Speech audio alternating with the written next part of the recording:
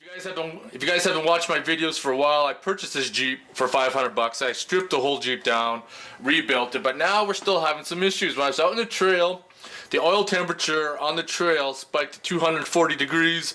Now the supercharger makes the engine and the transmission work harder. So it's probably definitely a reason why, because last year I never had the supercharger on it and I never had an issue with it heating up. With the 4.2 RLE transmission, so how this works is that the hot transmission oil will come out of the transmission, go into the radiator. Now it's going to depend if your antifreeze is hotter or your transmission fluid is hotter, which one's going to exchange the heat. In my case, the coolant was not removing enough heat from the transmission and it was sending it back, and my sump pump, like I said, spiked at 240. So what we're doing is that we're adding on another cooler. So the hot transmission fluid is going to come in. The antifreeze is going to remove as much heat as possible from the fluid, and then it's going to come out and into the cooler, and then the outside ambient temperature will hopefully cool it another 20 degrees, send it back to the transmission. I'm hoping when I'm out wheeling, I should stay around 200, 210, because my average temperature driving is 180, 190. Now this still does not work. I may have to remove that cooler and replace it with one with a fan, because heat will kill a transmission, especially these 4.2 RLE transmissions. You heat these bastards up, or any transmission in general, you're gonna burn them out. So this Hayden transmission cooler was the one that came up recommended for my Jeep. Now we're gonna mount this. We're not gonna mount this onto the radiator like the instructions has these like kind of has these zip tie type things that go through your rad and straps them together. We're not gonna do that. We're gonna build a mount. I got some isolators here. Don't really need isolators, but I bought these for another project, and I'm not gonna do that project now. So we're gonna use the isolators in this on a little small cooler. A little bit of overkill, but who cares? The first thing we're gonna do is, I got this skinny piece of metal. I need to cut this metal to width for right there so we can get the tops and bottoms, and then the holes drilled. And then we're gonna use the angle iron to weld sideways like that to add some strength so it doesn't flex around. Moving along in the project, this is what I got so far. I got probably about an inch gap between my braces that I'm going to use to hold the cooler up. I'm probably going to weld the angle iron in there, come back out, and then mount to the support bracket on the Jeep. This step is done. Next step is to bring the truck out back, loosen the radiator, fit it up, and see where I'm going to have to mount it. I didn't do the bottom brace yet because I'm not sure how I'm going to do it inside, outside. So that's something I'm going to have to figure out. Well, I think that's where I'm going to mount the transmission cooler. Right down in there. It's going to be about the best spot where it's out of the way.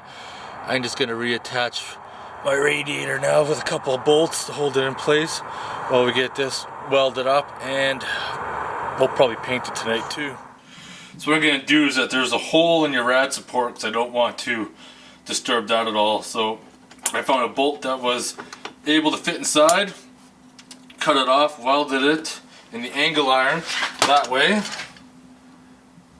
it's going to fit in the rad down below like that. I got my hoses put on.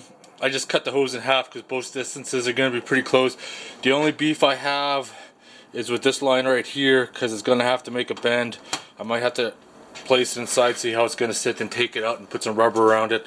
But let's go put it in, see what's going to happen. We got the transmission cooler installed. Just going to have to put some rubber on the lines where it's going to be rubbing. That way I don't have to worry about leaks.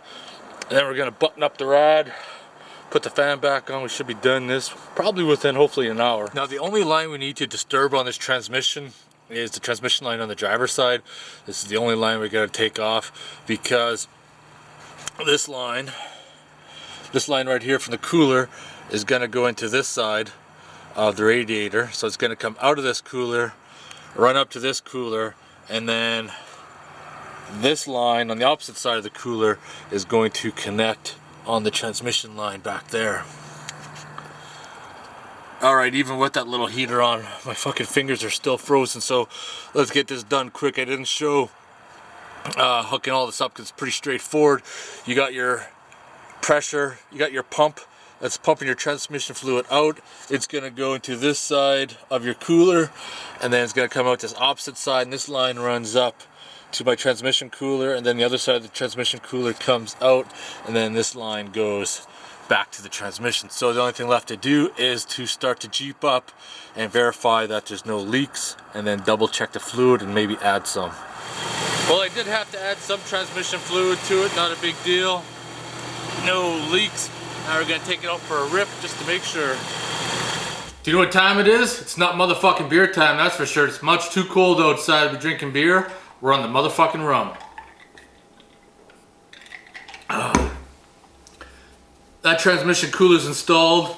I think my fingers are still a little bit frozen. Doesn't matter if you use gloves or not. If anybody who's ever tried to turn wrenches or threading little fine bolts in the wintertime with gloves on, you know it just doesn't fucking work. Anyways, so far so good. No issues, no leaks. Once again, once I take it out wheeling next time, I'm gonna know for sure whether or not the added cooler will do the job. I'm hoping it does, because I don't want to buy another cooler that has to have a fan on it, because that's a couple $100. Anyways, I'm gonna get going. If you guys have any questions or comments, post them below. Otherwise, thanks for watching. Oh yeah, nothing beats drinking rum in the fucking wintertime.